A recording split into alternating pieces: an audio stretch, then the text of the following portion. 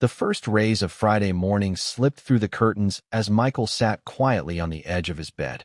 The clock read 5:12 a.m., but sleep had abandoned him hours earlier. His heart was heavy with worries he could no longer carry alone.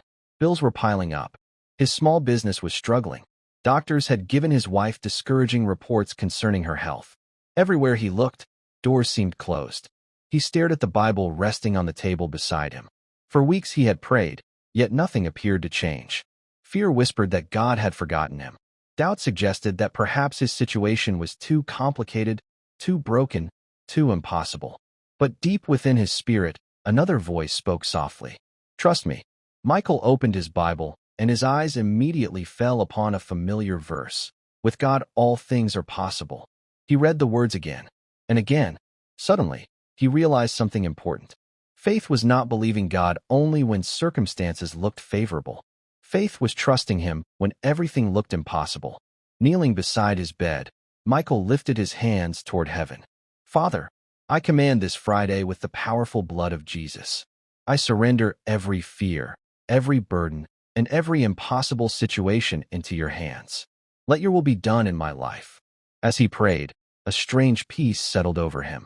The circumstances had not changed. The bills were still there. The medical reports remained the same. Yet his heart was different. Throughout the morning, Michael continued speaking words of faith instead of fear.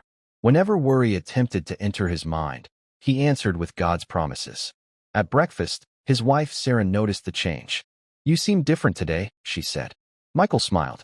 "I've decided to trust God completely." Sarah nodded gently. They had heard many sermons about faith before, but now they were living through the kind of trial that tested whether faith was truly real.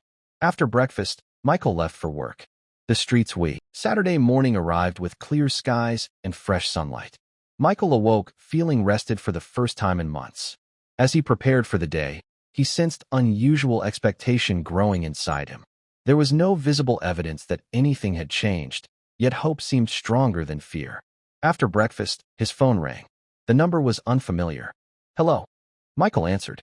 A voice on the other end introduced himself as a former business associate. Years earlier, they had worked together on a small project, but they had lost contact. "I've been looking for someone trustworthy," the man explained. "A major opportunity has opened up, and your name came to mind." Michael listened carefully. The opportunity was larger than anything he had expected. When the call ended, he sat silently.